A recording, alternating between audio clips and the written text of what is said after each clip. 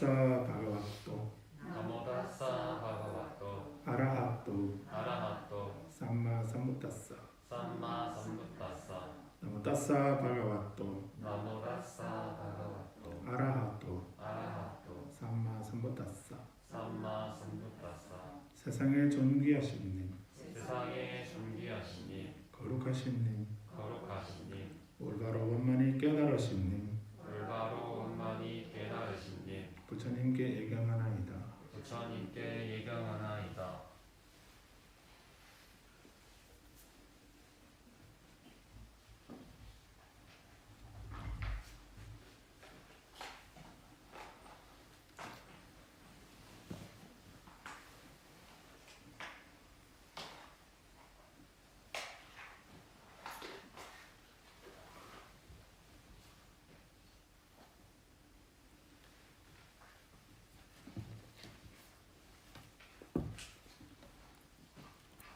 부처님께서 깨달음을 이루시고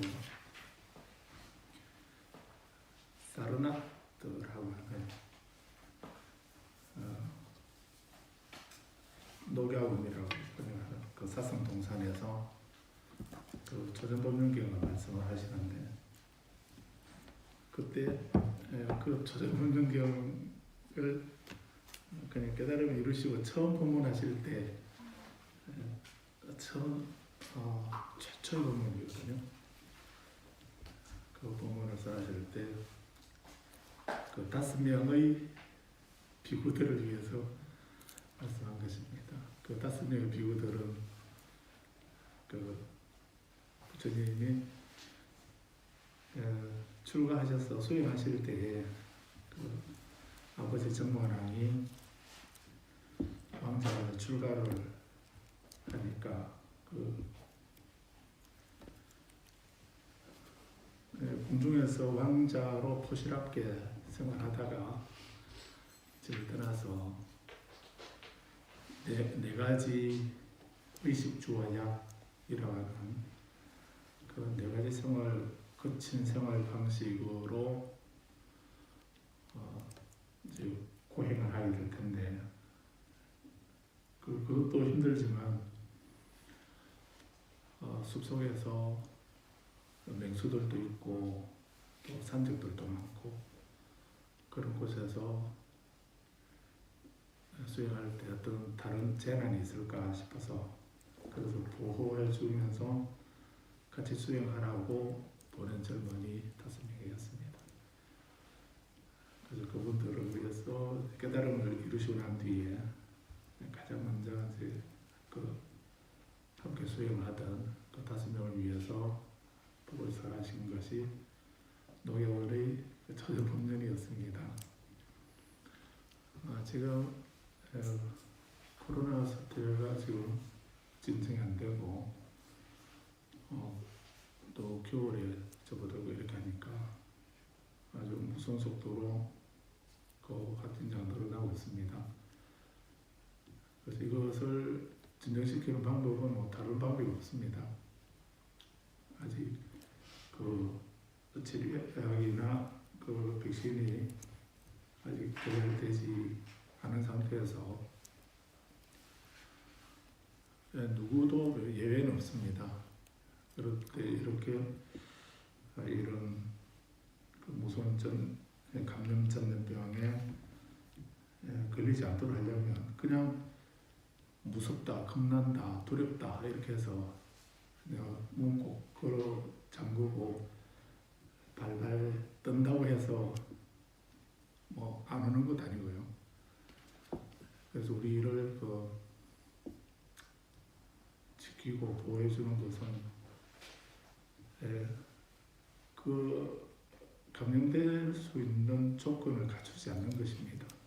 그것밖에는, 그것이 가장 확실한 그 보호책이라고도 할 수도 있고 또 자기를 지키는 그런 방법이고 힘이다라고 할 수 있습니다. 그래서 그것은 우선은 마스크를 쓰는 거 하고, 그리고 또 손 씻기를 자주 하고, 그리고 그 우선 대면 접촉을 통해서 그렇게 확산이 되기 때문에 거리두기를 하고 만나지 않는 것, 그런 그 접촉을 하지 않는 것, 또 한다 하더라도 좀 횟수를 줄이고, 또 줄인다 하더라도 줄이더라도 마스크를 잘 쓰고,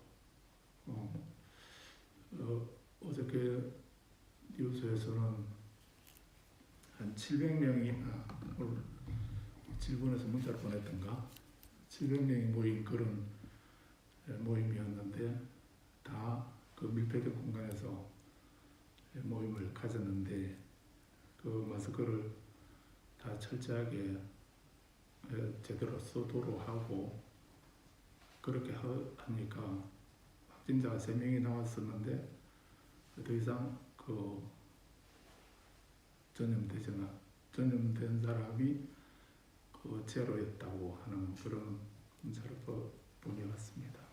그래서 그렇게 누구의 다른 힘도 아니고 우리 각자가 그렇게 하는 것만이 서로를 자신을 지키고 또 다른 사람에게 피해를 주지 않는 그런 최선의 방법이다 하는 것을 우리는 계속 보고 듣고 알고 있습니다. 그래서 지금 우리 법회도 이렇게 뭐 3단계 그 확산으로 이렇게 되고 하는 이런 3차 확산이 되고 이렇게 하는 걸 보면은 우리 법회도 쉬어야 되는데 그런데 그렇게 쉬게 법회는 쉬더라도 우리 각자가 수행하고 공부하는 거 그거까지 쉬어버리면 안 되죠. 그래서 이제 부득이 불자님들이 그 집에서 같이 법당에 와서 법문 듣고 공부하는 것처럼 그렇게 할 수 있도록 좀 불완전한 그런 시스템이지만 함께 같이 공부할 수 있도록 이렇게 하려고 그래서 이 법회를 하고 있습니다. 그래서 부처님이 오비구를 위해서 법문하셨지만 우리는 오늘 5 우바이를 위해서 하는 것은 아니고 그래서 또 시간 되는 분들이 접속을 하시게 되면 또 더 많은 분들이 함께 할 수 있으니까 그래서 이 공부를 또 수행이나 정진을 하는 것을 어떤 장애가 있더라도 이걸 놓치면 안 된다라는 이런 생각을 하셔야 됩니다. 그래서 부처님이 티베트에 아디샤 존자께서 또 샨티데바 보살이 이 보살행론을 말씀하시기도 하는데 거기 보게 되면 우리가 보리심을 일으키고 수행을 할 때에 그 생명의 재난이 있어도 그것을 그 수행을 포기해서는 안 된다라고 하는 이런 말씀이 있습니다. 그래서 우리가 하지 않고 게으른 핑계를 대기 시작하게 되면 뭐 얘기 들어보면은 이유 없는 건 없지요. 그런데 게으른 핑계를 들어보면은 너무 추워서 못하겠다, 더워서 못한다, 바빠서 못한다, 배가 불러서 못한다, 배가 고파서 못한다 이렇게 이유를 갖다 대면은 끝이 없습니다. 그러니까 다 그러면 하겠다 하는 생각이 들기도 하겠지만 그런 것은 작은 장애죠. 작은 장애인데 그런 장애는 물론이고 또 목숨을 걸어야 되는 그런 생명의 재난이 있다 하더라도 삼보에 귀하고 보리심을 일으키고 보리심을 가지고 수행하는 이것을 포기해서는 안 된다라고 하는 그런 말씀이 있습니다. 그래서 이렇게 우리가 좀 비대면으로 하고 이렇게 하지만 이러는 속에도 내가 해야 할 그 수행이나 공부나 이런 해야 할 일 이것을 놓치지 않도록 이렇게 하셔야 합니다. 지금 우리는 안구따라 상유따 니까야를 보고 있습니다. 지난 시간에 성취하고자 하는 의욕도 욕망인데 그 의욕으로 욕망을 끊을 수가 있을까라고 하는 이런 바라문의 경을 보다가 마쳤습니다.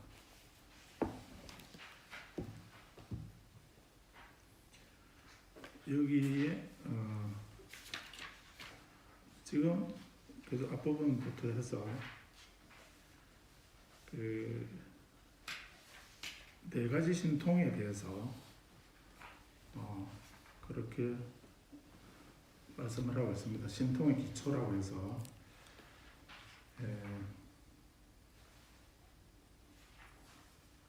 그 네 가지 신통의 기초에 대해서 말씀하고 있는데 그래서 이런 558페이지 보면은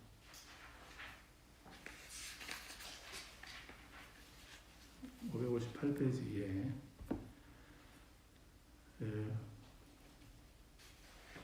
운나바라고 하는 바라문이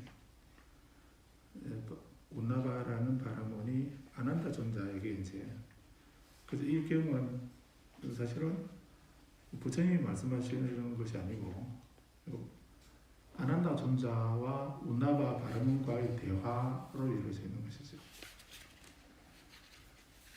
그런데 바라문경이라고 이렇게 되어 있는 것입니다.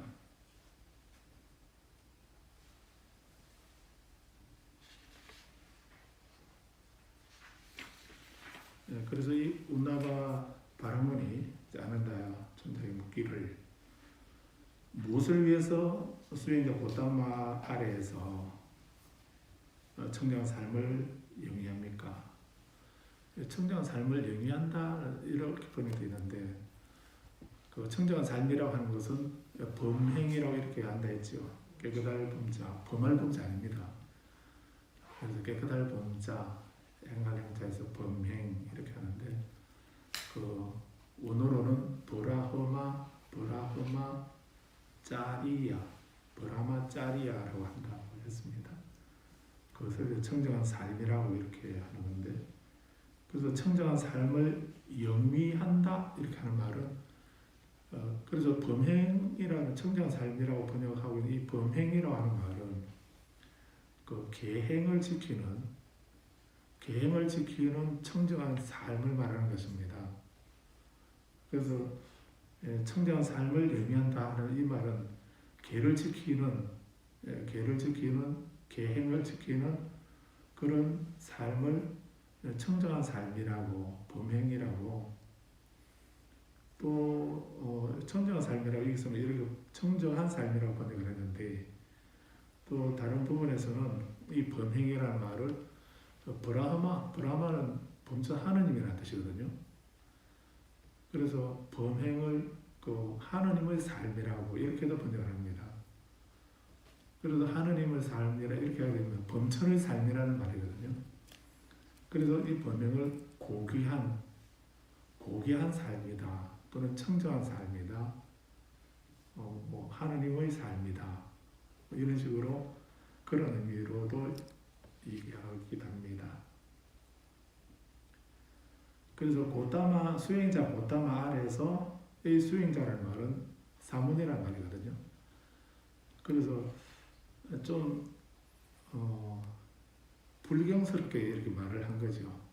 불경스럽다기보다도 이 바라문은 인도에서 그 최고 계급의 사제자 계급의 카스트 계급 제도에서 최상위 계급이었습니다. 부처님 당시에는. 사실 부처님 당시 좀 되면 이제 그 바라문 계급하고 크샤트리아라고 하는 왕족하고 이 순서가 좀 왔다 갔다 하는 그런 과도기였다고도 합니다. 그 이전에는 바라문이 최상위의 그런 계급이었는데 부처님이 태어나시고 부처님이 불교가 성립이 되고 이렇게 하면서 그 좀 다른 얘기지만 부처님이 35세 그 젊은 나이에 깨달음을 이루시고 부처님이 되시죠. 그런데 불과 깨달음을 이루시고 불과 1년 내지 한 2년 사이 거의 1년 이내에 불교라고 하는 이런 그 종교가 성립이 되고 그 교세가 아주 비약적으로 확산됩니다. 그래서 이 녹야원에서 5 비구를 제도한 것부터 시작해서 율장에 보면은 이제 야사라고 하는 그런 귀공자가 있습니다. 그런 야사가 이제 출가를 하고 그 친구 50명이 또 따라서 출가하고 그 뒤이어서 사리불가 목걸련 존자가 그 산자야라고 하는 그 외도 스승의 제자였는데 그 무리 200명이 함께 200명이 동시에 그 부처님 제자가 되어버린 겁니다. 그러면 그 며칠 사이에 255명 이상의 그런 제자가 생겨버렸죠. 그러는 뒤에 부처님은 또 가섭사명제를 제도합니다. 그리고 그 가섭사명제는 우루빈나 가섭, 가야 가섭, 나제 가섭 이렇게 사명제인데 우루빈나 가섭이라고 하는 그 제일 맞이 첫 번째 가섭의 제자는 500명이었다. 500명의 그 상수 항상 따라다니는 그런 제자들이 있었고 둘째는 300명, 셋째는 200명의 제자들이 있었다. 그리고 다 합하면 도합 1000명이죠. 그래서 그 가섭사명제는 그 당시에 굉장히 그 영향력 있는 어떤 종교단체였다라고 하는 걸 알 수 있습니다. 그래서 그 어떤 종교적인 영향을 가지고 있는 그 사문들, 그런 사문들 1000명이 하루아침에 부처님 제자가 되어버립니다. 개종을 하면서 부처님에게 귀의하면서 부처님 제자가 되고 비구기를 받아서 비구가 되는 겁니다. 그리고 부모는 듣고 아랑과를 얻고 이렇게 했기 때문에 다 합하면 1250명이 되죠.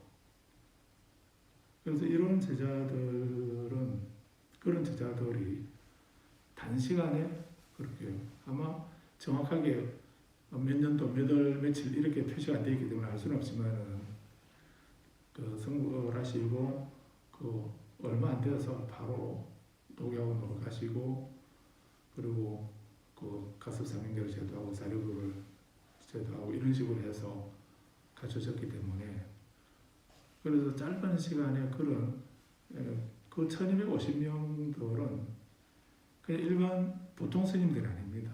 보통 비구들이 아니고 그분들은 다 아라한과를 얻은 성자들입니다.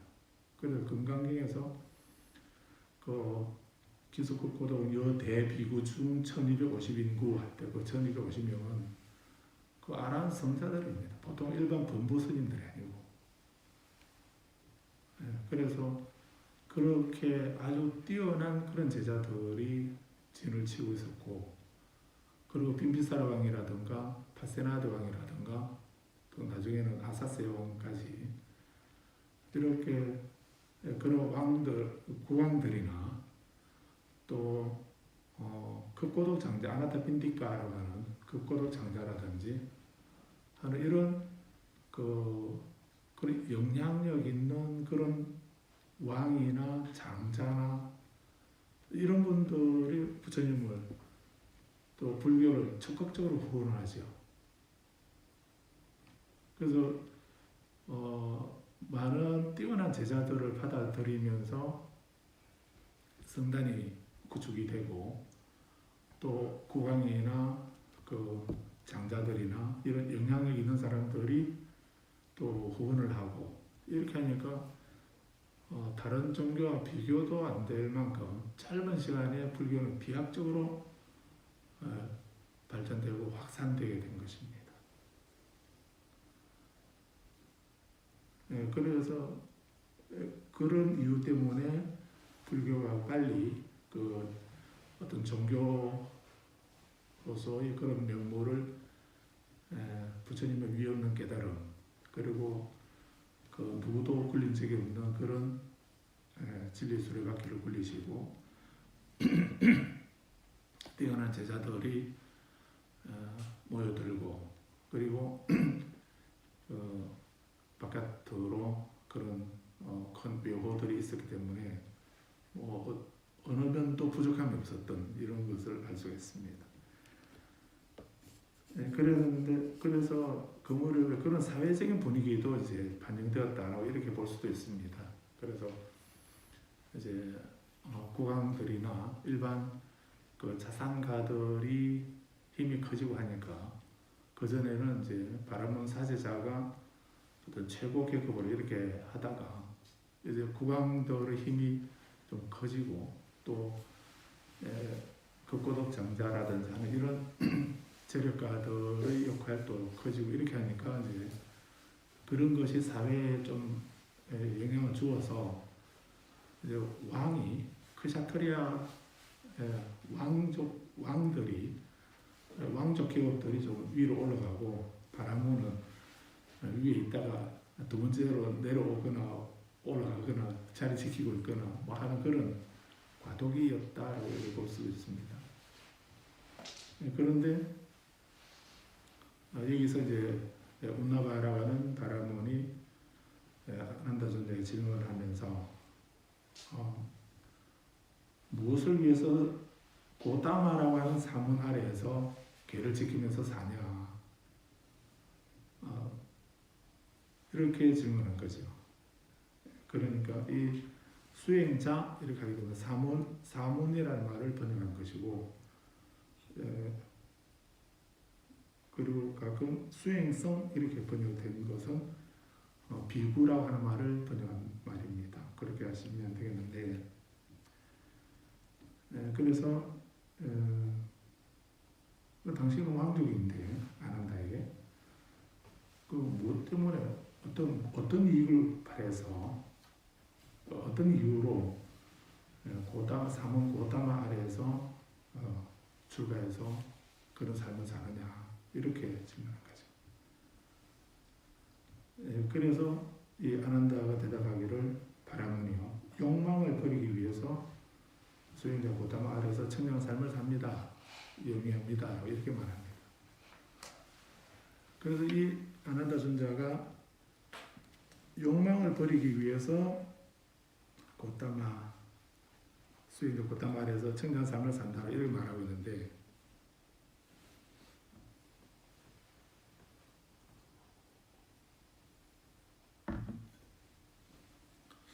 수다니파타에 보면은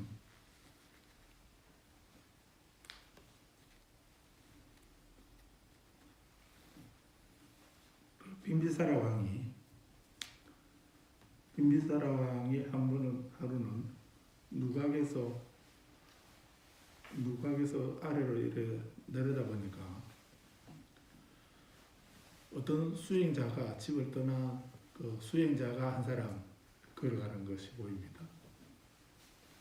그래서 그 당시에는 그렇게 수행자들의 집을 떠나서 그 고행을 하면서 살아가는 이런 수행자들을 사문이라고 불렀으니까 그런데 여러 많은 사문들이 있는데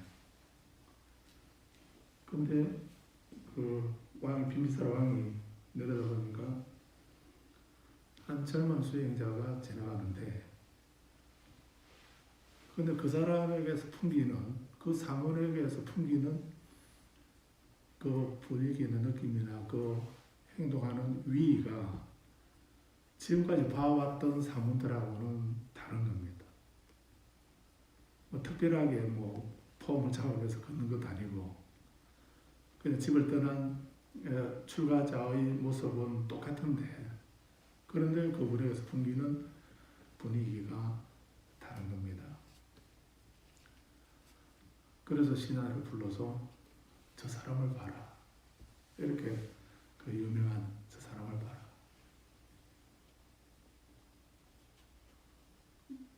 그렇게 하면서 이제 저 수행자가 어디에 사는지, 어디에 머물고 있는지를 가서 확인하고 와라. 이렇게 보냅니다. 그래서 이제 신하가 이제 그 수행자가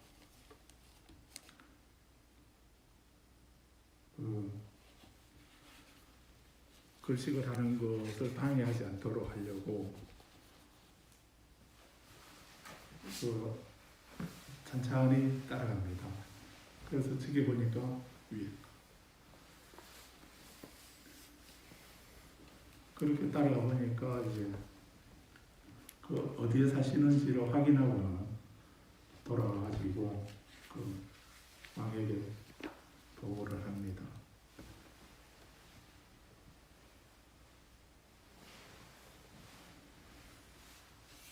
그래서 그 수행자는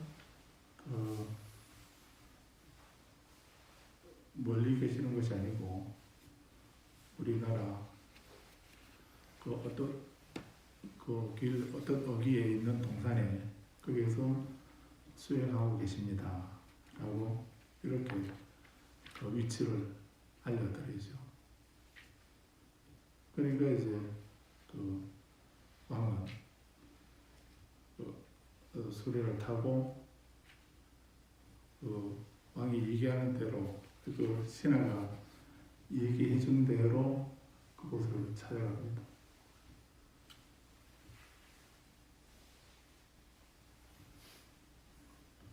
찾아가가지고는 가서 이제 수레가 갈 수 있는 데까지 수레가 갈 수 있는 데까지는 수레를 타고 그리고 이제 그 수레가 더 이상 가지 못하는 데서 수레에서 내리죠. 내려서 그 수행자가 있는 곳까지 그 왕이 직접 걸어서 갑니다. 걸어서 올라가서 그리고 이제 그 보니까 이제 아까 얘기했던 그 수행자가 나무 아래에서 고요히 명상을 하고 있는 겁니다. 그래서 가까이 가가지고 인사를 하면서 당신은 누굽니까? 라고 이렇게 묻습니다. 그렇게 말하니까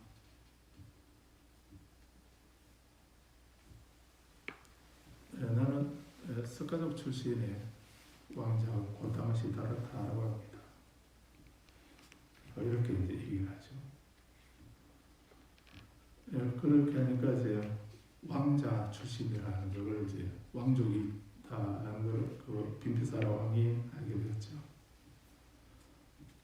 그래서 이제 왕족이라는 얘기를 듣고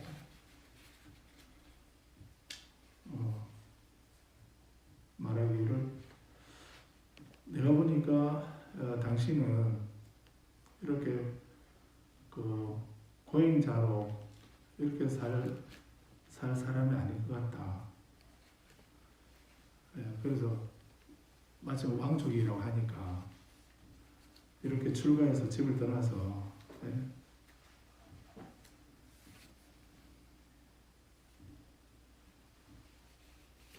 그 수타니파타의 출가의 기능이라고 하는 얘기도 하는 얘기입니다.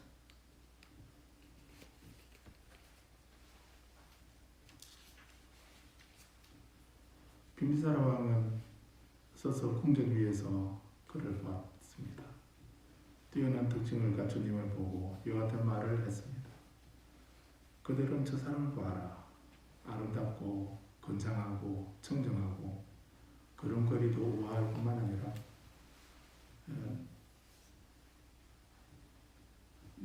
멍에의 길이만큼 앞만을 본다. 아주 재밌는 표현인데요. 그래서 우리 스님들이 어떻게 길을 다닐 때는 그 위를 갖춰야 된다 이렇게 말하는데 눈길을 어디까지 눈을 근데 일반 사람들도 길거리 다니면서 한 손에는 커피 한 잔 뽑아서 들고 한쪽에는 핸드폰 들고 그걸 마시면서 두리번 이렇게 살피면서 다니게 되면 되게 위험해 보이죠. 어떻게 될지도 모르지 않습니까? 아니면 뭐 아이스크림을 들고 먹을 것을 들고 먹어가면서 길을 다니고 이렇게 하게 되면 되게 산만해 보이죠. 그런데 스님들이 시내 길을 다니면서 지나가면서 옆에 있는 간판 다 읽어보고 지나가는 사람 다 쳐다보고 이런 두리번두리번 하면서 뭐 이렇게 다니게 되면 되게 좀 위기가 그렇지 않다라고 보여지겠죠. 그래서 수행자는 글씨가러 가면서 일단 책임을 확립하고 올바로 알아차리고 책임을 확립하면서 걸어가야 되기 때문에 두리번두리번 살피게 되면 그 받아들여지는 정보가 많지 않습니까?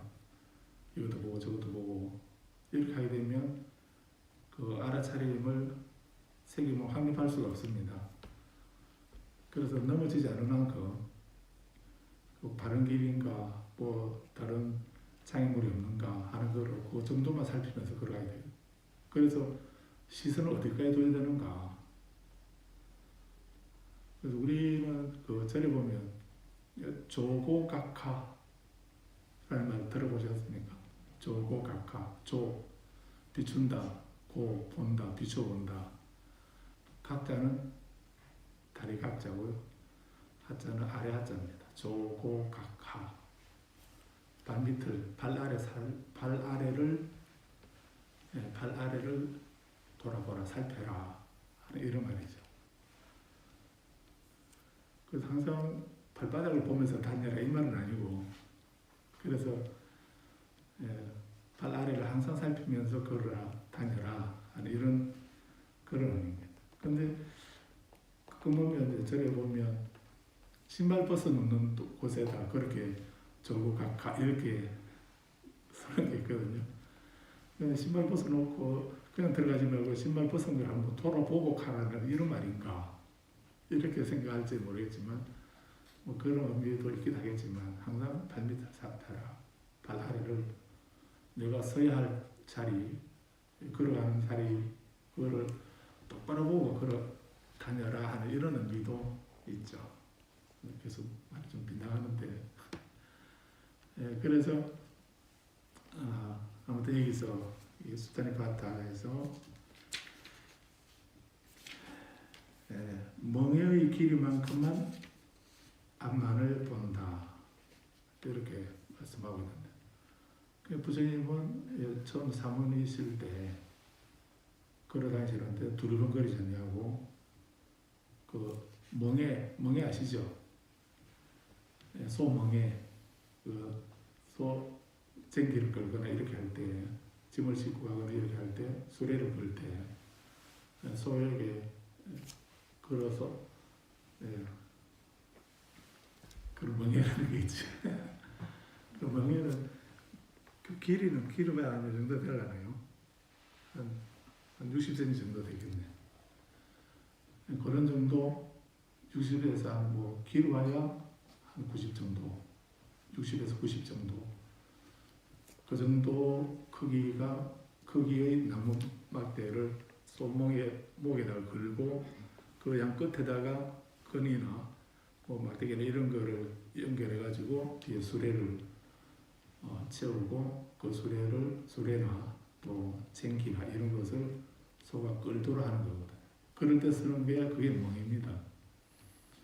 그래서 멍에의 길이만큼 앞만을 본다라는 것은 수행자는 다니면서 두리번 살피면서 다니면 안 되고 그 앞으로 자기 발 앞에 60cm에서 90cm 정도 1m 미만 앞에다 시선을 두고 걸어가라 이 말입니다.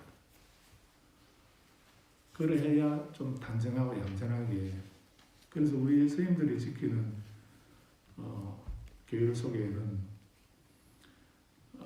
뜀박질로 뛰어다니지 마라 하는 이런 말, 그런 교회도 있거든요. 그게 무슨 교회가 되나라고 이렇게 생각하실지 몰라도, 그래서 가사를 읽고 가사 장사를 읽고 선생님들이 막 뛰어다닌다라고 생각하면 되게 위기가 좀 거시기 하죠. 그래서 이제 그 옷에 맞게, 그래서 수행자는 항상 걸을 때 아무리 급해도 그렇게 종종 걸으면 몰라도 뛰어다니지 마라라고 하는 것이 있습니다. 그래서 다닐 때에 눈을 아래를 뜨고 세겜을 확립하고 있다. 그는 천한 가문 출신이 결코 아니다. 왕의 사신들이여 그를 쫓아가라. 저 수행성은 어디로 가고 있는가를 확인하고 와라. 이렇게 했습니다. 왕의 사신들이 각인되어 그의 뒤를 따라갔습니다. 그리고는 와서 보고하기를 저 수행성은 어디로 가고 있는 것일까? 그는 어디에 머물려고 하는 것일까? 라고 생각하면서 따라갔다는 얘기인데, 그 수행성은 강간을 제어하여 잘 다스리고 올바로 알아채며 책임을 확립하고 차례로 탁발을 빌면서 정관 동안에 바로를 지었습니다. 성자는 탁발을 끝내고 그 도시 밖으로 나와서 여기 내 처소가 있을 것이다 라고 생각하며 반다바산으로 향했습니다. 그가 그 처소에 도착한 것을 보자 사신들은 그에게 가까이 갔습니다. 그리고 한 사신은 돌아가 왕에게 그 사실을 알렸습니다. 대왕이여, 그 수행성은 반다바산 앞쪽에 있는 굴 속에 호랑이나 황소처럼 그리고 사자처럼 앉아 있습니다. 사신의 말을 듣자 전사의 왕은 빈시라 왕은 화려한 수레를 타고 반다바산이 있는 곳으로 재촉하여 길을 떠났습니다. 갈 수 있는 곳까지 달려간 뒤 전사의 왕은 수레에서 내려서 손수 걸어서 다가가서 그의 곁에 가까이 앉았습니다. 앉아서 왕은 기뻐하면서 인사를 나누고 안부를 주고받은 뒤에 이와 같은 도리를 말했습니다. 당신은 아직 어리고 젊습니다. 아직 30살, 35세 승부를 하셨으니까 29살 출가했으니까 29이나 30 정도, 아직 온지보다 좀 나이 많지만 29이나 30 정도의 그런 그 시절입니다. 당신은 아직 어리고 젊습니다. 첫 싹이 트고 있는 청년입니다. 용모가 수리하니 고귀한 왕족 태생인 것 같습니다. 코끼리의 무리가 시중드는 위풍당당한 군대를 정렬하여 당신께 선물로 드리려 하니 묻건대 당신의 태생을 말해주시오. 어떤 본인이 좀 기공자 타입이긴 한데 누굽니까? 이렇게 태생을 말해달라고 이렇게 얘기를 했습니다. 왕이 저쪽 히말라야 종덕에 한 국가가 있습니다. 고살라국의 주민으로 재력과 연기를 갖추고 있습니다. 그 시족은 아띠짜라고 하고 종족은 사키아라 합니다. 아띠짜라는 말이 무슨 말입니까? 아띠짜라는 말이 태양이라는 뜻입니다. 나는 이것을 이제 그 한문으로 일종이라고, 일종, 종자, 씨앗, 뿌린다는 종자, 심는다는 이런 의미도 있죠. 그래서 일종, 태양의 종족이라고 이렇게 말하거든요. 그래서 한때 몇십 년 전인가 언젠가 태양의 후예라는 그런 드라마입니까? 영화입니까? 드라마였습니까? 몇십 년 전에 있었던 건지는 모르겠는데 그때 태양의 후예라는 말이 인도 말로 아디짜라는 이 말입니다. 부처님은 태양의 후예다라고 일종 그 시족의 이름이 아디짜고 종족의 이름은 사키야라고 했다 하는 이런 말입니다. 그런 가문에서 감각적 욕망을 구하지 않고 왕위에 나는 출가한 것입니다.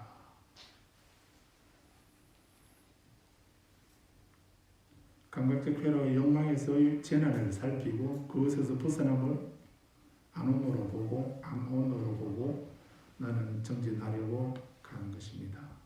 내 마음은 이것을 기뻐하고 있습니다. 그래 출가의 경우에 이렇게만 말하고 있습니다. 그런데 다른 경전에서 이제 빈비사라 왕이 이제 이 태양의 스카족 가필라 국의 왕자라고 하는 걸 알고는 그러니까 당신은 이렇게 젊고 건장하고 이렇게 하니까 또 왕족이기도 하고 하니까 그 출가 생활을 그만두고 나랑 같이 나라를 다시 왕이 되어서 나라를 다스리자고 우리나라 사유국의 마가다국의 반을 잘라서 주겠다고. 가필라국은 성읍 국가니까 조그마한 도시 국가거든요. 그런데 그 사유국의 그 강대국인데 그 나라의 반을 줄 테니까 우리 반을 떼어줄 테니까 같이 나라를 다스리자라고 이렇게 얘기를 합니다. 그러니까 부처님은 나는 그 명예나 이렇게 5가지 감각적 쾌락의 욕망을 위해서 그걸 위해서 출가한 것이 아닙니다. 라고 이렇게 딱 그대로 버립니다. 그러니까 빈비사라 왕이 그 말을 듣고는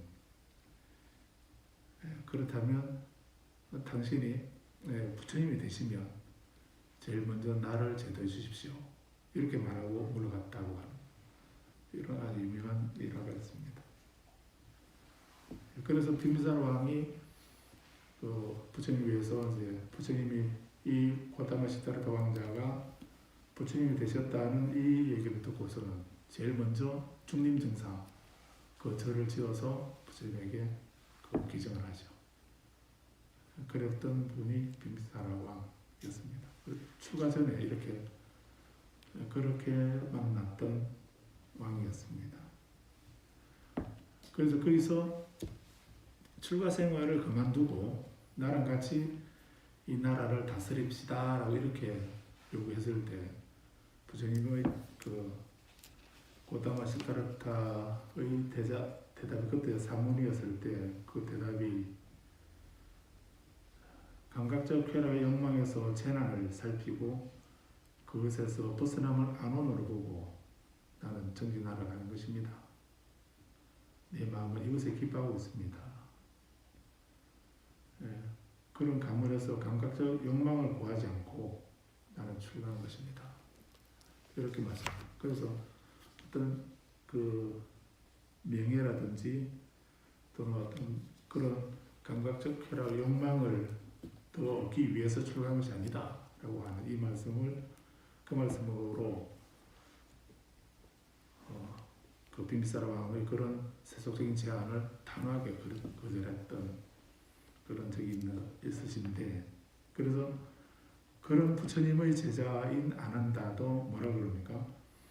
욕망을 버리기 위해서 수행자 고타마 아래서 청정한 삶을 삽니다. 이렇게 대답한 겁니다. 그래서 이 말씀이 범상치 않는 그런 말씀이라는 거예요. 그래서 대체로 출가하는 이유가 저마다 또 다르기도 하겠지만 인도에서는 이제 여러 종류의 출가가 있었다고 그럽니다. 이렇게 욕망을 버리기 위해서 수행자가 되는 사람도 있는가 하면 생계를 위해서 먹고 사는 것이 힘들어서 그 생계를 위해서 출가하는 사람도 있고 또 아니면 그 세금을 안 내려고 도망가서 출가한 사람도 있었다고 하고 빚을 안 갚으려고 도망가서 출가한 사람도 있고 그 일반 출가자들 중에는 그랬지만 부처님 제자들은 그런 출가는 수용이 되지 않습니다. 그래서 이제 맨 처음에 출가할 때 지금 뭐 개인 정보나 이런 거를 사찰하는 건 아니지만 그래서 우리는 출가 수기할 때 묻습니다. 그렇게 혹시 그런 게 생계를 위해서 출가하거나 아니면 빚을 갚지 않으려고 신불자가 돼가지고 출가한 거 아니냐 이렇게 물어보는 그 항목이 있습니다. 그래서 그렇지 않은 사람만 이제 출가하도록. 그래서 우리도 출가 목적이 욕망을 버리기 위해서 출가하는 것이 되도록 이렇게 하기 위해서 이제 그런 질문을 하는 것이기도 하죠. 그렇게 하니까 좀 뜻밖이죠. 운하가가 이제 물을 때 보통 그 당시에 다른 출가자들 보면은 그렇게 그런 좀 순수하지 못한 그런 동기를 가지고 출가한 사람들이 많이 보이는 것 같았는데, 그래서 욕망을 버리기 위해서 출가해서 수행한다, 고행한다 이렇게 이 말을 들으니까 욕망을 버리기 위한 길이나 방도가 있느냐고 이렇게 묻습니다. 그래서 욕망을 버리기 위해서는 바라문들은 어떻게 합니까? 바라문들은 주문을 외우죠. 주문을 외우고 동물을 죽여서 제사를 지내고 하는 그런 식으로 해서 자기가 바라는 것을 이루려고 제사를 지내는 그렇게 하거나 또 하는데, 이 아난다 존자는 부처님 제자들은 욕망을 버리기 위한 어떤 방법이나 길이나 방도가 있느냐라고 이렇게 묻습니다. 그러니까 이제 아난다 존자에게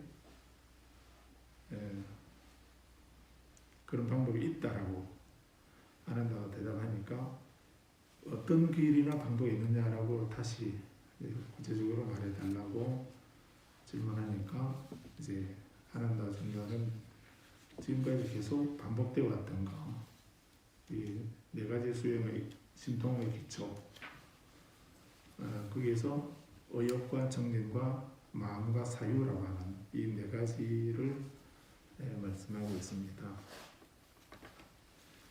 그런데 이제 그래서 네 가지 신통의 기초에 대해서 이렇게 말씀하고 있는데, 그래서 신통의 기초라고 이렇게 하니까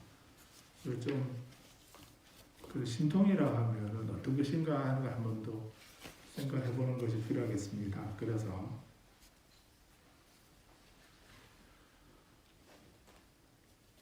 신통이라고 하는 말은 그 범어로는 산스크리트어로는 아비즈냐라고 하고, 그 팔리어로는 아빈냐라고 합니다. 아빈냐라고 하는 이 말인데, 이것을 우리 그 경전에서는 곧바른 알미라고, 신통이라는 말을 안 쓰고 곧바른 알미라고 이렇게 번역되어 있기도 합니다. 근데 여기서는 뭐 신통의 기초 이렇게 말했는데, 다른 말로 하면 곧바른 알의 기초 이렇게 말할 수도 있습니다. 그래서 신통이라고 하는 것은 사전적인 의미로 보면은 그 선정을 닦음에 의해서 얻는 무에 자제하고 불가사의한 작용이다, 이렇게 설명되어 있는데, 그러니까 선정을 닦음에 의해서, 선정을 닦으면은 그 선정력에 의해서 얻어지는 무에 자제한 것, 걸림없이 자유로운 무에 자제하고 또 불가사의한 작용, 그것을 신통이라 한다. 아비제냐 또는 아빈냐 이렇게 말한다는 건데, 이렇게 이런 의미로 보면은 좀 신통이라고 하면 어떤 신비한 능력, 불가사의하고 무에 자제하고 불가사의한 어떤 작용이나 능력, 이런 것을 생각할 수 있죠. 그런데 이제 팔리어로 아빈냐라고 한다 했는데, 그 아비냐라고 하는 이 말은 신통이라는 말은 곧바로 하는 것, 곧바로 하는 것, 또 경험에 의해서 알고 철저히 아는 것이다라고 이렇게 씁니다. 그래서 곧바로 아는 지혜, 또 신통이라는 말은 특별한 지혜, 수승한 지혜, 곧바로 남, 곧바로 아는 지혜, 특별한 지혜, 수승한 지혜.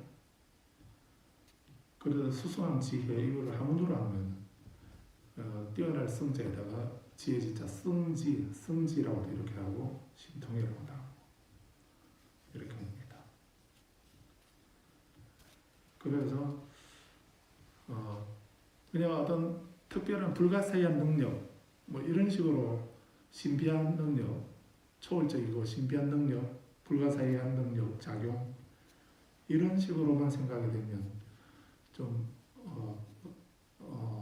다른 생각이 들기도 하겠죠. 그런데 경전에서 신통이라 아비냐라고 이렇게 말할 때에는 곧바로 아는 것 또는 곧바로 아는 지혜, 특별한 지혜, 뛰어난 수승한 지혜 이런 의미. 그래서 이런 지혜는 곧바로 알고 경험에 의해서 알고 철저히 아는 것 그런 능력을 말한다라고 이렇게 생각하시면 그래서 이 신통의 기초라고 할 때도 어떤 신비한 능력을 얻기 위한 기초 이런 것보다도 특별한 지혜를 얻기 위한 방법 또는 그런 것의 기초 이렇게 이해하게 되면 좀 다르게 이해할 수 있지 않겠나 싶습니다. 그래서 일반적으로 이제 신통을 얻는 방법은 여기서 그 욕망을 버리기 위한 길과 방도가 있느냐라고 이렇게 하니까 네 가지 신통의 기초를 담는다라고 이렇게 말씀하고 있긴 한데 그 인도에서 일반적으로 신통을 얻는 방법은 네 가지가 있다라고 이렇게 말합니다. 네 가지 그냥 불교 이외까지 다 포함하게 되면 인도에서는 신통을 얻는 방법은 네 가지가 있다라고 이렇게 한다고 했는데 첫째는 그 셋개의 사선천이 있다고 했습니다. 그 하늘나라 천상은 셋개와 무셋개 이렇게 나오면 되죠. 욕계, 셋개, 무셋개 이렇게 다 욕계에도 천상이 있다고 했습니다. 그래서 사천왕 전부터 타와자재천까지는 욕계의 세상이기도 하죠. 그래서 이렇게 그 셋개의 선정, 셋개의 하늘나라를 선정의 단계라면 네 가지 선정의 단계로 나눈다는 겁니다. 그래서 그것을 셋개 사선이라 해서 초선, 이선, 삼선, 사선 이렇게 말하죠. 그리고 무색계의 하늘나라는 오로지 이제 미생물질도 없는 비물질의 세계라고 이렇게 오로지 정신력만 있는 그런 세계다라고 이해할 수 있죠. 거기에도 무색계 사선이 있다라고 이렇게 얘기합니다. 그런데 이렇게 여기 색계의 사선천에 태어나게 되면 그 색계의 천상에 태어나게 되면 자연히 그 신통에 갖춰진다고 했습니다. 그래서 우리 바로도 태도를 보면은 누구라도 불자이든 비불자이든 누구라도 죽게 되면 바로도의 세계에 들어가게 되면 그 수행을 하거나 안 하거나 그건 상관없이 몇 가지 신통이 갖춰진다든가요. 5가지 신통이 갖춰진다 하죠. 6신통 가운데 5가지 신통력은 바로도의 상태에서는 거기 들면은 수행을 안 해도 다 갖춰지게 된다는 겁니다. 5신통이 갖춰진다. 그 바로도와 같이 바로도도 그런데 색계의 사선천에 태어나게 되면 저절로 그 천상에 태어남으로 해서 얻어지는 신통력 이런 것을 과보라고 할 때 그 보자에서 과보의 신통에서 보통이라고 보통 과보의 신통력 그래서 보통이라 합니다. 그리고 두 번째 신통력은 어떤 신선들이 어떤 사람들이 그 약을 먹게 되면은 어떤 특별한 그런 약을 먹어서 약의 힘에 의해서 자유롭게 공중을 날게 되는 그런 능력이 생긴다고 합니다. 그런 능력이 생길 수 있다는데 그런 약이 어떤 건지는 모르겠습니다. 십진대보탕인지는 모르겠지만 그런데 그런 약을 통해 가지고 약을 먹어도 신통이 생긴다는 겁니다. 그런 것은 업이라 해서 업통이라 합니다. 첫 번째는 과보의 신통력, 보통. 두 번째는 그런 약의 힘에 의해서 얻어지는 신통력은 업통이라고 사전에 설명하고 있습니다. 그 다음에 바라몬들이나 또 무속인들 중에도 이런 분들이 있을 수 있죠. 그래서 그분들 이런 바라몬들은 그 주문을 외워서 얻어지는 신통력 그런 신통력은 주문 주자를 써서 주통이라고 이렇게 합니다. 그 다음에 네 번째는 선정을 닦아서 얻는 신통력 닦을 숫자에서 수통이라고 이렇게 되었습니다. 그래서 일반적으로 신통력을 얻는 방법에는 사선천의 천상에 태어나서 얻어지는 신통력 보통이 있고 약의 힘에 의해서 얻어지는 신통력은 업통 주문을 외워서 얻어지는 신통력은 주통 선정을 닦아서 얻어지는 신통력은 닦을 숫자에서 수통이라 한다 이렇게 하고 있습니다. 또 다른 화엄경이나 정일라엄경 또 대비바사론이라는 그런 문서에서는 5가지 신통력을 말하는데 도통 모르겠다 할 때 그 도통이 아니고 도통이라는 말은 길도자 도통은 중도를 깨달은 후에 중도의 진리를 깨달은 후에 무심하게 사물에 응해서 온갖 가지로 변현하는 그런 신통력 이런 거를 진리로 깨달아서 얻으시는 신통력에서 도통 신자 써서 신통 선정의 고요한 마음에 의해서 숙명을 아는 것 그런 거를 신통이라 하고 또 의지할 의자 써서 의통 약이나 부석이나 주문의 힘에 의해서 얻으시는 신통력을 아까 주통이라든지 또는 업통이라 했던 것을 이런 의지할 의자 써서 의통이라고 이렇게 하고 있고 그 다음 보통은 아까 업의 과보로 얻는 신통력 또 요통이라고 하는 것이 있다 합니다. 허리 아픔을 말하는 게 아니고 요통은 요괴 여자입니다. 그 요괴하게 갖춘 신통력 요상하고 괴이하게 어떤 그런 걸 해서 얻어지는 신통력 이런 거는 사택이기 때문에 이런 걸 가지면 안 되겠죠.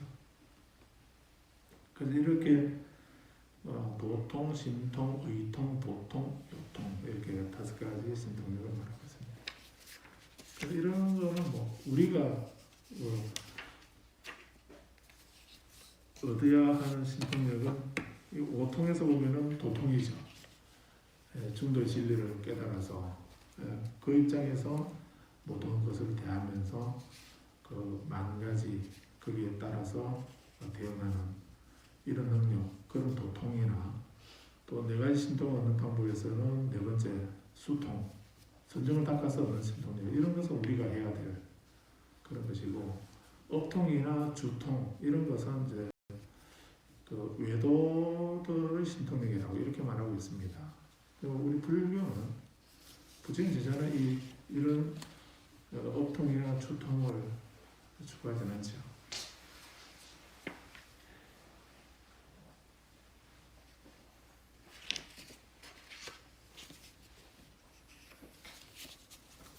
그래서 다음 말씀드리도록 하고, 그래서 신통을 그렇게 신통이라는 말을 그렇게 좀 더 이해하도록 하십시오. 그래야만 이제 이 의욕이나 정진, 마음, 사유 이런 것이 그 신통 기초가 된다고 하는 것을 좀 더 다르게 이해할 수 있지 않겠나 싶어서 말씀드렸습니다. 그래서 우리가 이렇게 의욕에서 비롯된 집중과 정근에 의해서 형성되는 신통의 기초를 담는다라고 이렇게 했는데, 그 의욕과 정진과 마음과 사유에 의해서 그것에 비롯된 집중과 정근에 의해서 형성되는 신통의 기초를 닦게 되면 욕망을 버릴 수 있게 된다 하는 이런 얘기죠.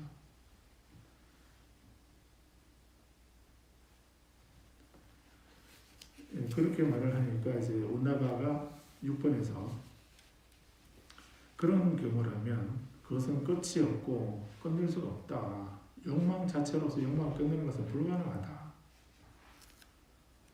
라고 이렇게, 그래서 의욕이라든지 하는 이런 것도 또 다른 하나의 욕망이 아니겠나. 이런 의미에서, 그래서 욕망으로서 욕망을 끊는 것은 불가능하다. 이렇게 하니까 이제 아난다 존자가 거기에 대해서 내가 질문해 볼 테니까 대답을 해보시오라고 하면서 어떻게 생각하는가 7번. 그때는 일찍이 나는 공원에 가고 싶다 라고 하는 그런 의욕을 일으켰다 하더라도 그 이후에 아침에 일어나서 공원에 가고 싶다 이런 의욕을 일으켰는데 그 뒤에 그렇게 해서 집을 나서서 그 공원에 도착했을 때는 그 때문에 생기는 의욕이 없어집니까? 이미 공원에 가고 싶다는 의욕을 일으켜서 공원에 가는데 공원에 도착해가지고는 그 공원에 가고 싶다는 그 의욕은 어떻게 존재하는가 존재하지 않는가. 이미 도착하게 되면은 공원에 가고 싶다는 생각은 없어져 버리죠. 그런 식으로 이제 의욕이나 정진이나 마음이나 사유나 이런 것이 나는 공원에 갈 것인가라고 생각했다 하더라도 그 이후에 그 공원에 도착했을 때 그때 그 내가 공원에 갈 것인가, 갈까 말까, 갈까라고 하는 이런 생각, 그런 생각이 공원에 도착하게 되면 그 생각은 사라지는 거죠. 그래서 여기서 욕망 자체로 욕망을 끊는 것은 불가능하다라고 하는 이 말을 그렇게 아난다 존자가 논박을 한 것입니다.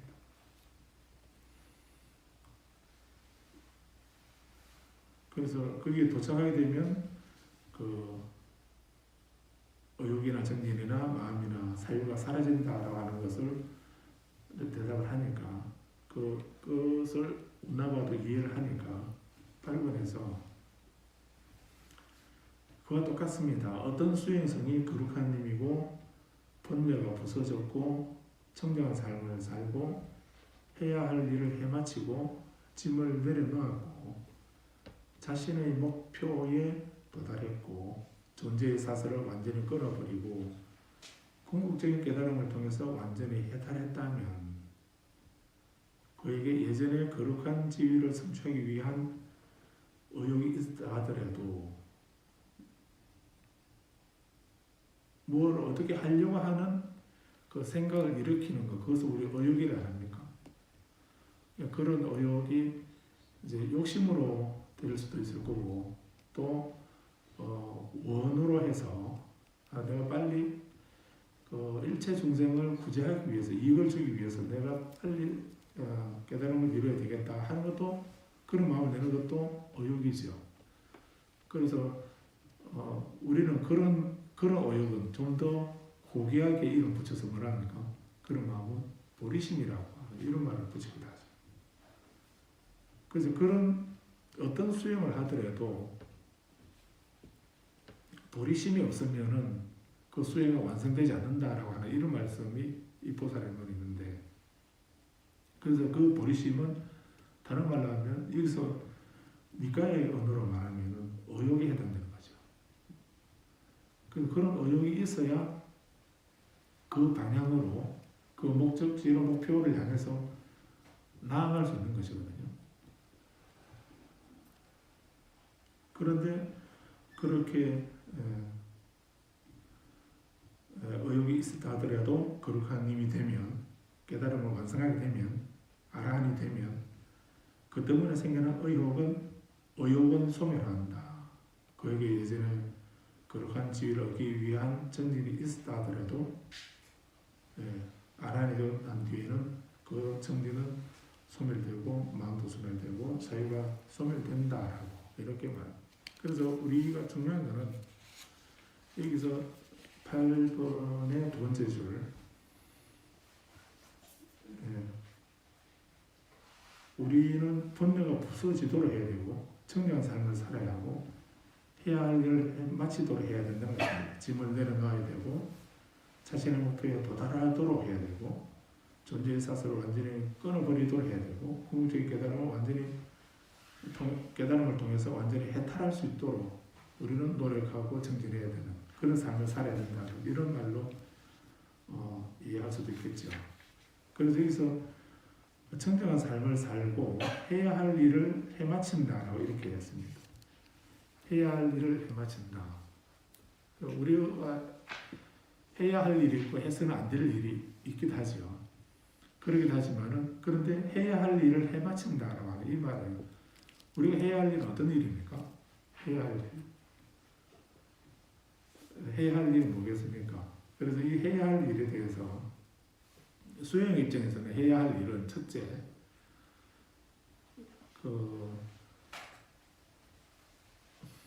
정견이라고 무명이라 하게 되면 무명이란 무엇인가라고 하는 거, 무명이란 뭐냐라고 하는 거에 대해서 보통 무명은 아비자, 무명이라 하게 되면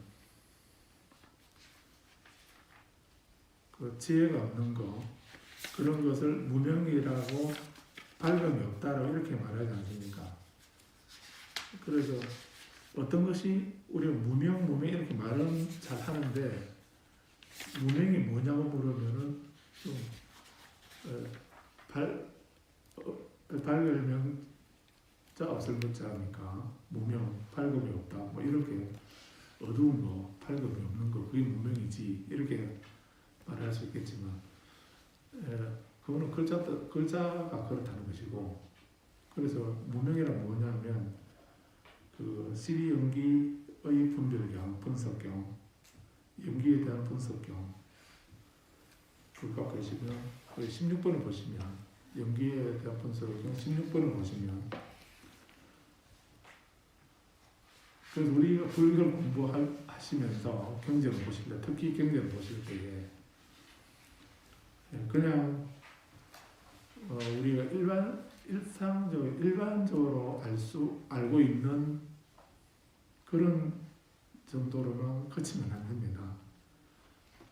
그래서 본인이 알고 있는 그런 자기 감량으로, 그래서 무명은 이런 거고 정견 바로 본다는 말이 이런 거고 이런 식으로 그렇게 하지 말고, 그 부처님은 어떤 말씀을 어떤 단어를 써도 그냥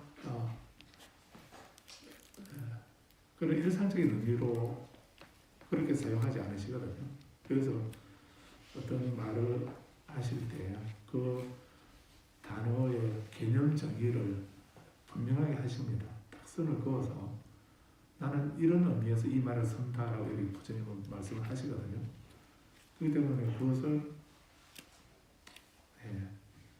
그래서 우리가 경전을 공부하는 방법 중에 하나가 그런 겁니다. 단어를 그 경전에서 부처님께서 하시는 말씀 뭐 그런 의미를 잘 알아서 그런 이해를 바탕으로 경제를 읽어봐야 그나마도 조금 부처님 뜻에 가깝게 이해할 수 있는데 자기가 평소에 알고 있는 그런 단어 실력으로 그런 생각으로 그런 선입관으로 이렇게 되면 뭐 다 그렇고 그런 게 아닌가. 그래서 그런 사람들이 마지막에 하는 소리는 뭐라고 하던가요? 불교는 되는 것도 없고 안 되는 것도 없고 이래도 되고 저래도 되는 거 그거 불교 아니냐 이런 식으로 말하다겠죠. 그런 사람들은 또 그런 말씀은 부처님은 모독하는 소리입니다. 부처님은 절대로 그렇게 그런 말씀을 안 하셨고 그런 말을 사용하지 않으십니다. 그래서 무명이라는 말도 12연기에서 첫 번째 무명 때문에 행이 일어난다, 생겨난다고 이렇게 말씀하고 있는데 그러면 무명이란 뭔가? 단지 밝음이 없는 거, 어두운 거 이렇게 하면 안 되고요. 무엇에 대해서 밝지 못하는가, 무엇에 대해서 어두운가, 알지 못하는가 이게 중요하죠. 그래서 무명이란 무엇인가 소행성들이요. 괴로움에 대해서 알지 못하고 괴로움의 발생에 대해 알지 못하고 괴로움의 소멸에 대해 알지 못하고 괴로움의 소멸에 이르는 길에 대해 알지 못하는 것 소행성들이요. 이것을 무명이라고 한다. 너무나 명확하게 부처님 개념 정의를 해놓으셨죠. 이거 안 보고 자기 소리 하면 안 되죠. 12연계나 8전도 다 마찬가지입니다.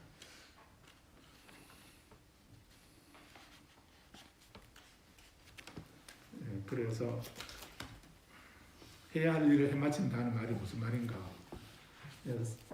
사성제에 대해서 우리가 해야 할 일이 뭔가? 사성제에 대해서 고진멸도가 사성제라는 건 아셨죠? 알고 계시는데 그래서 사성제가 뭐냐고 그러냐 고진멸도니까 고집을 없애는 가르침이 사성제라고 이렇게 말하는 사람도 있다고 합니다. 그렇게 이해해가지고 사성제를 깨달을 수 있겠습니까? 그래서 그렇게 두루뭉실 이렇게 이해하지 마시고 사성제에 대해서 해야 할 일은 뭔가? 우리가 해야 할 일을 어떻게 해마치는가? 해야 할 일은 고성제는 어떻게 해야 됩니까? 고성제에 대해서 고성제는 알아야 하죠. 고가 뭔지를 알아야 되는 겁니다. 근데 고를 없애려 하면은 그 드러난 결과인 고를 고성제를 없애려고 막 이렇게 하게 되면은 없애집니까? 그게 드러나는데 이미 드러난 그 고를 어떻게 없애겠습니까? 그래서 고성제를 막 없애려고 막 덤벼들지 말고 고성제는 무엇인가를 분명히 알아야 된다. 태어남이 고이고 늙고 병들고 죽는 것이 고이고 다섯 가지 존재의 다발에 집착하는 것이 고다 라고 하는 것을 아는 이런 것이 고이구나. 슬픔, 비탄, 고통, 근심, 절망이 고다 라고 하는 것을 아는 것 그게 우리가 해야 할 일입니다. 그래서 좀 신심 생겼다고 고성제를 제거하려고 막 이렇게 덤벼들지 말고요. 고성제에 대해서는 분명하게 명확하게 이것이 고이다. 지금 내가 겪고 있는 이것이 고다라고 하는 것에 대해서 분명하게 아는 것. 그게 우리가 해야 할 일입니다. 그래서 고성제는 현실에 대한 자각이라고 이렇게도 얘기하죠. 내가 지금 현실 어떤 상태에 놓여있다 하는 것에 대해서 분명히 알아야 그거를 고치거나 개선하거나 발전시켜 나갈 수 있는 것이거든요. 그 현실에 대한 자각이다. 이렇게도 얘기를 하는데 고성제는 해야 할 일은 알아야 된다. 그 다음에 집성제는 괴로움의 발생 원인이라고 얘기했는데 원인에 대해서는 어떻게 해야 됩니까? 그 원인은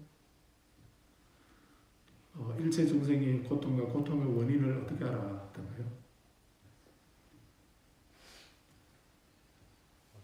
행복과 행복의 원인을 가지고 고통과 고통의 원인에서 벗어나도록 그러니까 그렇게 그 사무량심 그렇게 말하고 있는데 그와 같이 고통이 나에게 고가 생겨나게 하는 원인인 그 집성제는 제거해야 되죠. 근데 우리는 반대로 하죠. 집성제는 갈애라고 하던데 나 집성제 아는데 알기만 하면 그 고통이 사라지겠습니까? 알고 있다 해서 사전 찾아보면 금방 나오는데 그 알고 있다 해서 그 강한 집착 가래가 그 집착하는 마음이 그게 고통의 발생의 원인이라고 하시더라라고 알고 있다 해서 너에게 고통이 사라집니까? 아니죠. 가래 때문에 고통이 생겨났다 사바 이렇게 외운다 해서 그 고통이 사라지던가요? 그거 아니지 않습니까? 그 원인은 어떻게 되냐? 제거해야 되죠. 집성제는 제거해야 되는 겁니다. 없애야 되는 겁니다. 고통의 원인은 버려야 되고 제거해야 되고 없애야 되고 거기서 떠나야 되는 겁니다. 그래서 우리 노래도 그런 얘기죠. 아주 흘러간 옛날 노래인데 안 되는 줄 알면서 왜 그랬을까라고 하는 그런 노래 가사 아니십니까? 바보잖아요. 안 되는 줄 알면서 뭐 안 해야 되는데 근데 우리는 중생이라서 안 되는 줄 알면서도 계속 토마시고 뭐 이렇게 하는 그게 중생들의 모습 아니에요. 폭음이 술 마시는 것이 안 좋다는 걸 알면서도 흡연이 담배 피우는 것이 안 좋다는 걸 알면서도 그 습관상 그렇게 또 토마시고 흡연하고 그렇게 몸이 안 좋아질 수 있는 원인을 계속 하고 있는 것 그게 중생이죠. 그런데 그런 원인들은 원인이 그거다 하는 걸 알았으면 개선해야 되죠. 그래서 계과 천선이라 이렇게 안 하던가요. 그런 것처럼 원인은 제거해야 되는 것입니다. 그 다음에 세 번째, 도성제는 어떻게 됩니까? 멸성제는 어떻게 됩니까? 멸성제는 괴로움이 사라진 상태, 열반을 말한다 했는데 그건 병이 없는 상태, 건강한 상태, 고통이 없는 상태 이런 상태가 멸성제죠. 멸성제는 그건 어떻게 됩니까?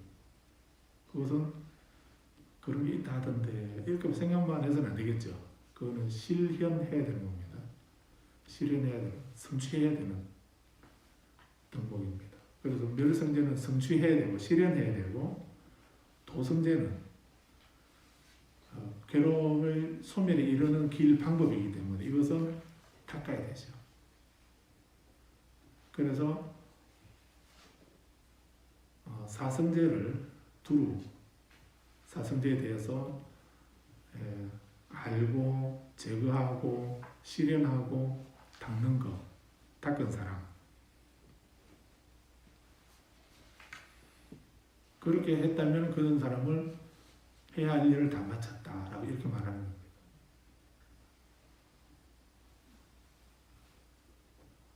그래서 빨리 설거지 해놓고 절에 가야지. 그럼 나 설거지하고 왔으니까 해야 할 일을 다 마쳤다. 이 말 그런 거 아니죠. 그런 스스로 우리 집안에 일어난 내가 해야 할 그런 작은 일이고 수행의 본상에서 해야 할 일을 다 마쳤다라고 하는 이 말은 그렇게 고성제에 대해서 고에 대해서는 그거는 알아야 되고 원인에 대해서는 원인은 제거해야 되고 괴로움의 소멸은 실현해야 되고 소멸에 이르는 그 길 방법은 그냥 알고만 있어서는 안 되고 그거는 닦아야 된다. 수행을 해야 된다 하는 이런 의미죠. 그래서 청정한 삶을 살고 해야 할 일을 해마치고 또 짐을 내려놓았고 자신의 목표에 도달했고 존재의 사슬을 완전히 끊어버리고 궁극적인 깨달음을 통해서 완전히 해탈했다면 그런 사람이에요. 나 이런 사람 돼야지라고 하는 마음을 내면 그게 의욕이죠.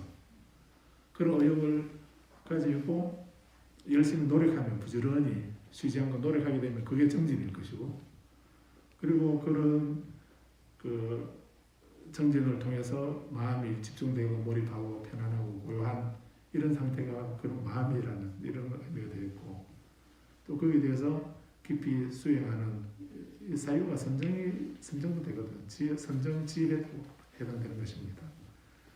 그래서 이렇게 의욕과 정진과 마음과 사유를 가지고 쉬지 않고 노력하는 거죠. 정근에 의해서 집중과 정근에 의해서 형성되는 그런 수행들이 이 네 가지 수행의 기초다라고 이렇게 하는 겁니다. 그래서 9번에서 560페이지에 어떻게 생각하십니까? 그와 같은 경우라면 그것은 끝이 있습니까? 없습니까? 존재요. 존재 안 한다는 실로 그와 같은 경우라면 그것은 끝이 있으면 끝이 없는 것이 아닙니다. 그리고 이제 고백을 하죠. 신앙의 고백입니다. 존재 안 한다고 고백하십니다. 넘어진 것을 이렇게 세우듯이 가려진 것을 열어 보이듯이 어리석은 자에게 길을 가르쳐 주듯이 눈 있는 자는 형상을 보라고 어둠 속에 등불을 들어 올리듯이 존재 안 한다께서는 이와 같이 여러 가지 방법으로 진리를 밝혀 주셨습니다. 안 한다요. 그러므로 이제 세종계, 부처님께 귀합니다. 또한 그 가르침에 귀합니다. 그리고 그 수행성의 모임, 성가에 귀합니다. 존재 안 한다께서는 저를 제가의 신자로 받아주십시오. 오늘부터 목숨 바쳐 귀합니다. 이게 그 신앙이라 해야 되나? 신앙을 고백하는 전형구입니다. 세존이시여 훌륭하십니다. 세존이시여 훌륭하십니다. 세존께서는 마치 넘어진 것을 이렇게 세우듯이 이런 식으로 얘기를 하면서 마지막에 세존께서는 이와 같이 여러 가지 방법으로 진리를 밝혀주셨습니다. 세존이시여. 그러므로 저는 이제 상고에 귀합니다. 세존께서는 저를 제가의 신자로 받아주십시오. 오늘부터 목숨 바쳐 귀합니다. 이렇게 이거 그 신앙 귀하고 신앙을 고백하는 귀를 고백하는 그런 말로 정형구로 정해져 있습니다. 그래서 이것은 이제 부처님은 어떤 분이신가, 안 한다는 어떤 분이신가 하는 거를 이렇게 정형구로서 설명하시는. 그래서 불교는 부처님은 어떤 분인가, 마치 넘어진 것을 이렇게 세우는 것 같은 그런 분이 부처님이시다. 또 가려진 것을 치워버리고 열어 보이는 것처럼 그렇게 진리를 설파해 주시고 우리 이끌어 주신다는 이런 의미고, 어리석은 자에게 길을 가르쳐 주는 것처럼 또 눈이 있는 자는 형상을 보라고 어둠 속에 등불을 틀어 올리시는 것처럼 눈이 있는 자는 빛을 볼 것이다 라고 이렇게 하면서 그 어두운 길에 등불을 높이 들어 보여주시는 그분이 바로 부처님이시다, 이런 의미죠. 그렇게 부처님이나 또 아나다 존자께서는 여러 가지 방법으로 진리를 밝혀주셨습니다. 삼보에 귀합니다. 저를 제가 신자로 받아주십시오. 그리고 아함경을 보면은 제가 신자로 받아주십시오 하고 뒤에 저는 이제 삼보에 귀한 자로서 앞으로 살생을 하지 않겠습니다. 거짓말을 하지 않고 사함을 하지 않고 도둑질을 하지 않고 뭐 술을 마시지 않겠습니다. 이렇게 5계를 얘기합니다. 그 5계를 부처님께서 너는 삼보에 귀했으니까 앞으로 살생하지 마라 이렇게 말씀하는 게 그런 데는 없습니다. 그 귀하는 사람이 자기가 자발적으로 고백을 합니다. 그 맹세하고 약속을 하는 거죠. 저는 이제 삼보에 귀했으니까 이제 앞으로 살아있는 생명을 함부로 죽이는 그런 삶을 살지 않겠습니다. 도둑질을 하지 아니하고 사함을 하지 않고 거짓말을 하지 않고 술을 마시지 않는 삶을 살겠습니다. 오늘부터 목숨 바쳐 그렇게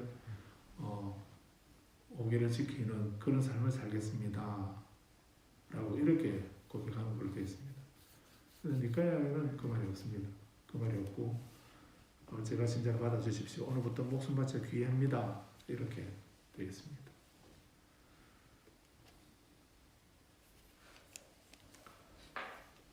여기까지 하겠습니다.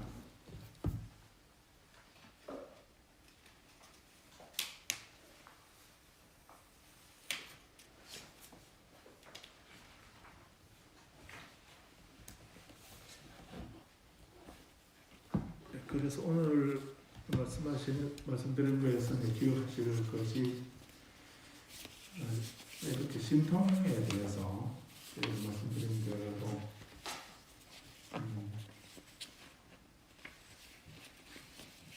신통이라는 것이 어떤 초월적인 능력이라든지 그런 정도로만 이해하지 마시고, 그래서 사전에서는 신통이라는 말이 산스크리트어로는 아비스냐, 빨리어로는 아비냐라고 하는데요.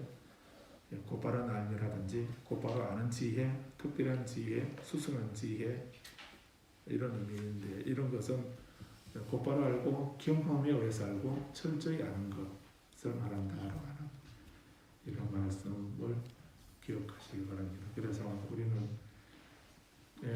그렇게 보게 되면 이제 다음 경에서 다음 주에 공부할 경우가 이제 35번째 네 가지 신통의 기초를 하는 방법은 어떤 것인가, 분별의 경을 얘기하고 있는데요.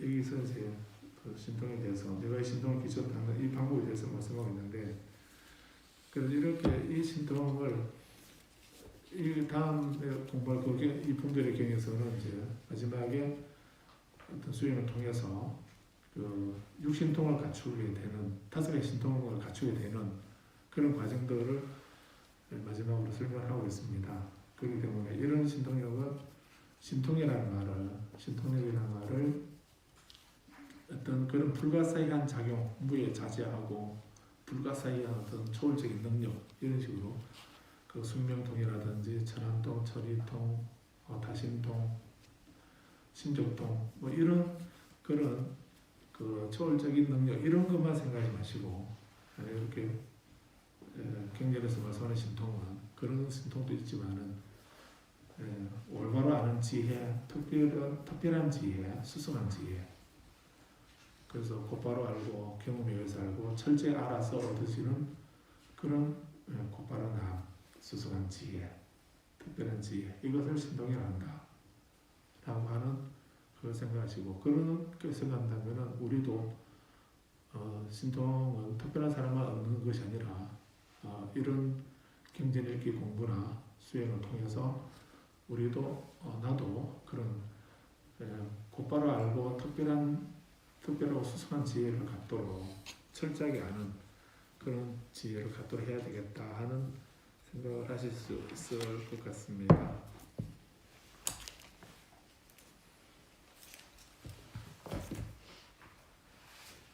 여기까지 하고 마치겠습니다. 축복 읽고 마칠까요?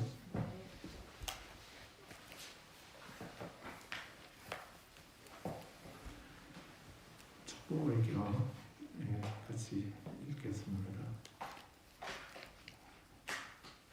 축복의 경을 송출하오니 이와 같이 나는 들었습니다. 한때 세종께서 사바티시에 제사바나 숲에 있는 빈디가 성원에 계셨습니다. 그때 마침 한밤중을 지나 어떤 하늘 사람이 제사바나 숲을 누르니 주며 세종께서 계신 곳을 찾아왔습니다. 다가와서 세종께 인사를 드리고 한두로 물러났었습니다. 서서 하늘 사람은 계속으로서 여쭈었습니다. 많은 하늘나라 사람과 사람의 행복을 소망하면서 생각하니 위없는 축복에 관하여 말씀하소서. 우리 순자와 사귀지 않으며 슬기로운 님을 섬기고 공경하니 이것이야말로 위없는 축복이니라. 분수에 맞는 곳에서 살고 일찍이 공덕을 쌓아서 다른 서원을 하니 이것이야말로 위없는 축복이니라. 많이 배우고 익히며 단련하여 미는 대화를 나누니 이것이야말로 위없는 축복이니라. 섬기고 아내와 자식을 돌보고 일어나며 혼란스럽게 하니 이것이야말로 위없는 축복이니라. 나누어주고 친지를 보호하며 이름 맞지 않아